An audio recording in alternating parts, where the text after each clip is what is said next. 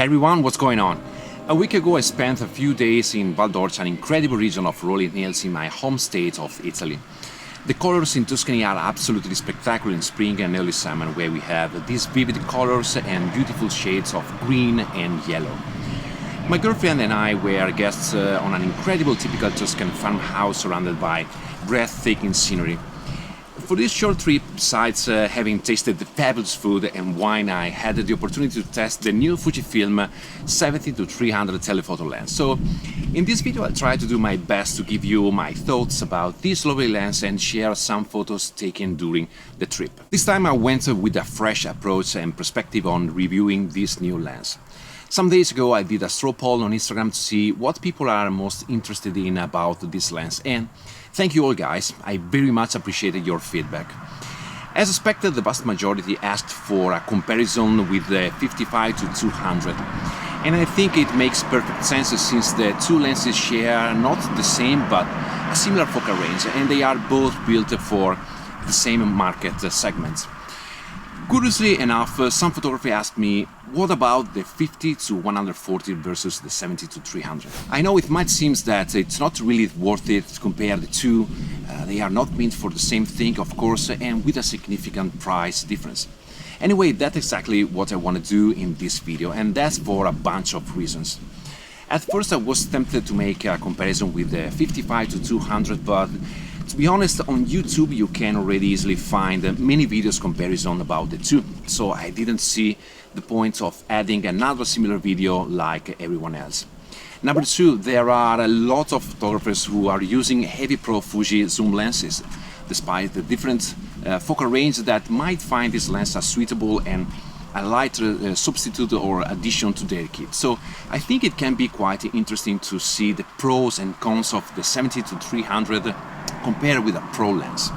The build quality, the user experience, and how far it is in terms of image quality from a premium piece of glass like the 50-140. I have an in-depth video review here on the channel about the 50-140, and if you haven't seen it yet, I'll put the link up above and below in the description. Number three, someone might be interested in switching from the 70-300 to the 50-140. Who knows? And last but not least, just from my personal experience, a couple of months ago I was on the fence to ditch my 50-140 for a lighter and longer lens. So I was very excited to see how it performs and if it was worth it. Okay, let's dive into the basics of this wonderful lens.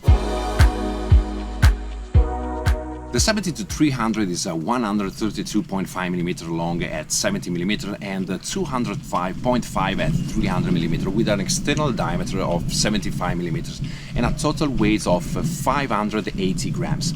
The front filter thread is 67mm, so it's a bit smaller than the 72mm filter thread we find on the 50-140. The zoom range is from 70mm to 300mm with an equivalent full-frame focal length from 107 to 457mm, and the lens has a minimum object distance of 0.83 meter.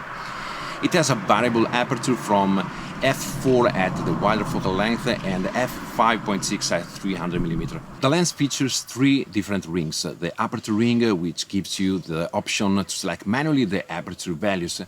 It isn't marked like other new lenses Fujifilm recently introduced. There is a toggle switch to choose between using the aperture ring to set the f-stop or moving that function to the camera body. The zoom ring is comfortable and nicely dampened. It's very smooth. This is an external zoom-in lens, so the barrel extends when zoomed in, which is a standard for this type of zoom. Everything feels fairly tight. The lens has a lock switch included to prevent it from creeping out. The focus ring is nice with a smooth action, and the focus experience in manual mode is very pleasing. It's a stabilized lens. You don't have an on-off switch to activate or deactivate the lens stabilization. You have to use the internal camera menu function.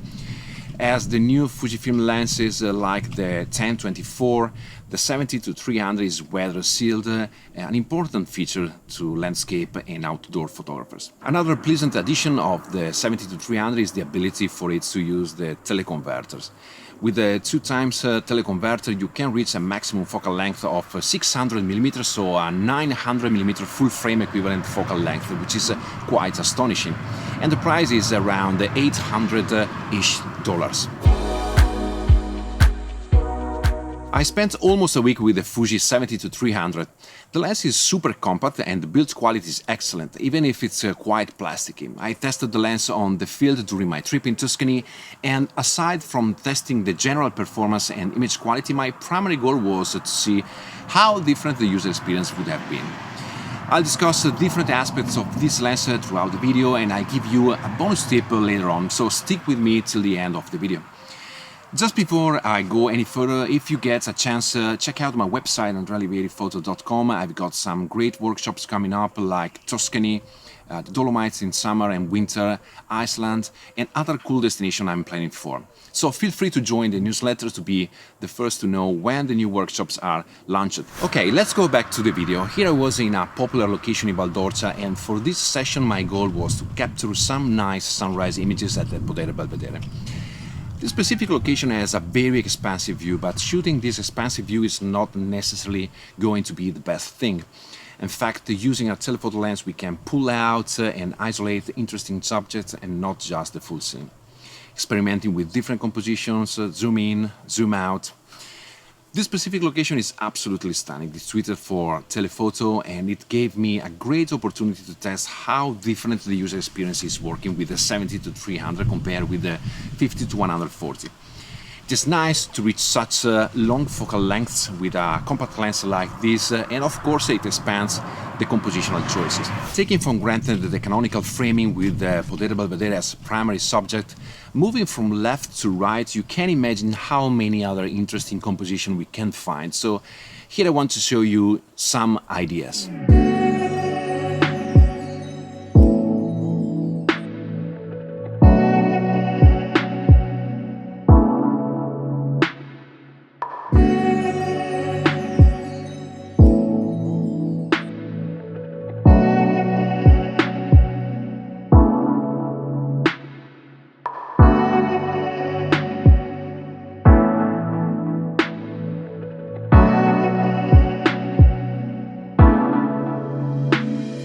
Just to let you know, the next video is going to be about editing. I will edit a couple of shots from this trip, so if you are enjoying this episode, please give it a thumbs up, slap the notification bell to get notified for future videos, and of course feel free to subscribe to the channel. It really helps me out. Okay, although I quite enjoyed using this lens, like it's causing 55-200, the 70-300 lacks the tripod foot. For my usage, the tripod collar is an invaluable accessory to keep the entire system stable. If you have already seen my video about the 50-140, you know that I'm a huge fan of the tripod collar. By centering over the lens, you are going to have an improvement in stability, a quicker and more precise framing, and you can work much faster to switch between landscape and portrait composition without detaching the camera from the ball head. With the 70-300, you are obligated to lock the camera body directly to the tripod. Everything less stable, increasing the chance to get blurry images, especially in windy conditions or long exposures. To be honest, I struggle a bit with the ball head to keep my frame locked in position, and it wasn't a ball head problem. The camera tends to lean forward, especially at the longest focal length, making the composition process quite tedious and slower for my liking. Another scenario that makes me even more concerned about the 70-300 is panorama shots. I'm used to shooting a lot of panorama images with the telephoto lens, and I always found the 50-140 brilliant for this purpose. And again, guess what? The tripod foot is the thing. I absolutely love how nicely, precisely and smoothly I can work having lens collar on my telephoto lens. Experimenting with the vertical and horizontal sequences without detaching the camera from the tripod and keeping everything incredibly stable is priceless. The 70-300, especially at the longest focal length, takes a while to stabilize. Sometimes if you are working in low light conditions using long exposures, it might not be enough to use the 2-second timer to get a sharp shot. So you might need to push the auto timer value up to 10 seconds. Even the remote release could generate micro vibration if not used properly, and sometimes could be quite tricky to have the system perfectly stabilized. even with a heavy sturdy tripod, so you might find some limitation on how long you can drag the shutter speed without having a blurry shot. Another aspect to point out is that since I love using the polarizer filter, which typically reduces the amount of light by about 1.5 stop, having the 70-300 maximum aperture of f5.6 as the longest focal length, using it handheld with the filter screwed in, I found myself cranking up the ISO quite often. It's not a deal breaker, the XT series cameras can handle high ISO very well, but if you're shooting in a bright environment or you are on a tripod, that's fine, but it's a sort of limitation when you are working in a relatively low light situation without a tripod. The 50-140 gives me definitely more flexibility in this respect. Okay, let's move on with the other characteristics like image stabilization. The 70-300 has an internal stabilization rated for 5.5 stop, which is nice if you use camera bodies like the XT3 or XT30 without the IBIS. The iOS works beautifully with the 70-300 and it's very effective. I've been able to get a sharp image when shooting at 300mm at 1/60th. It's also super useful for shooting video and it helps to get very steady footage. Here you can see some clips with the stabilization engaged and without. The difference is huge. The autofocus drive is based around a linear autofocus motor, the same type used in the earlier 55-200. The focus motor is quiet but not silent, but way quieter than the 50-140, which is as noisy as a vacuum cleaner.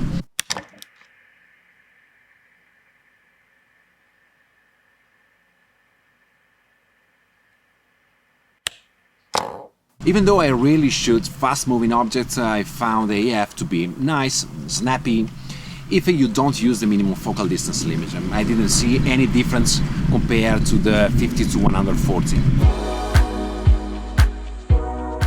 The 70-300 has an excellent image quality. It quite impressed me when I downloaded the photos in Capture One.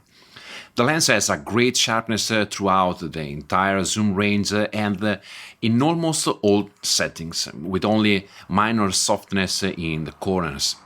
The contrast is absolutely great and with beautiful colors. Compared to the 50-140, what I can see is a little less color separation and contrast on the 70-300, but overall the image quality is absolutely excellent. Here the 70-300 at 140 focal length and the result is wonderful. Compared with the 50-140 at its maximum focal length, there are very slight differences between the two. Now let's see at 300mm, so at the longest focal length for the 70-300. And again, the overall image quality is pretty impressive. Great job, Fuji. Distortion isn't an issue at any focal length. The lens profile for this lens sadly is still not available in Capture One, but I'm pretty sure it will be available soon. Throughout the zoom range, corners show a drop in brightness when compared with the results I have with the 50-140. At f4 the vignetting is quite strong, even apply a vignette correction, and stopping down at f5.6 the overall quality improves with better results at f8, f11. The 70-300 suffers chromatic aberration a bit more than the 50-140, but it's well controlled for the entire focal range and all apertures. Lightroom seems to control the chromatic aberration much better than Capture One, but I guess it's something related to the lack of the lens profile in Capture One. Okay, just a few final considerations to give you my overall impression of this lens. As I said before, aside from the different focal range, for my liking, I much prefer the smoother, organic and more precise workflow and the extra peace of mind I have with the 50-140. Also, I want to clarify that these considerations are entirely based on my personal usage. To use an analogy, think about this, is a Les Paul guitar better or worse than a Telecaster or a Paul Reed-Smith? Just to make an example. Can you really tell which one is better? I think each instrument, each model, and in our case, each lens has its uses, and of course, everyone has their favorite thing. So, don't get me wrong, the 70-300 is an amazing lens, but what I want to say is that for my usage, for my needs, the 50-140 fits the best. That's it. I also want to say that Fujifilm did an incredible job with the 70-300. With only 132mm long and with its weight of only 580 grams, this is a ridiculously compact lens, considering that this is a long-range telephoto zoom lens. Maybe I'm wrong, but I don't see the 70-300 as a 55-200 upgrade, but just an excellent alternative for some specific uses and configurations. From my testing, I found the image quality to be excellent, both at the long end of the zoom range and at the close end. So, a wonderful image quality, great sharpness, great usability. This lens is perfect for landscape photography, and I think if paired with 16-80, it is the perfect combo to take with you if you enjoy challenging hikes and your priority is the weight and size without compromising any image quality. Before I go, there is one more aspect I'm keen to mention: the focal range from 50-70mm, which is crucial for me. 35% of the images I shot so far with the 50-140 are right in that range, so those 20mm are way more important for me than to reach a focal length of 300mm. And in this matter, I'm gonna give you the bonus tip I promised, which is about my workaround to achieve with the 50-140 a very similar result we get with the 70-300. You have probably already heard about the super resolution function in Photoshop or Lightroom, which allows you to double the linear resolution of an image. This means that the resulting image will have twice the width and twice the height of the original photo, or 4 times the total pixel count. So for that 10% of the time I need to reach a focal length that exceeds 140mm, I will use this incredible function to reach a greater magnification of the image. The result is not as clear as shooting with a longer lens. Sometimes you can end up with some weird artifacts or too much sharpening, and it really depends on the starting image, but the difference for most users is negligible. Some of you may say that this is cheating or it makes little sense. If you are a purist, it might seem that way, but I think personally that this is just the beauty of software technology improvement that brings with it a whole new series of new creative possibilities. So tell me what you think about this lens, and maybe if you are considering adding it to your kit. I hope the video was helpful. I hope you like it, and if so, give it a thumbs up. For any comments or questions, please leave them in the comment section down below. And if you haven't already done, subscribe if you want to see more videos from me. And as always, thanks so much for joining me, and I'll see you in the next video. Ciao!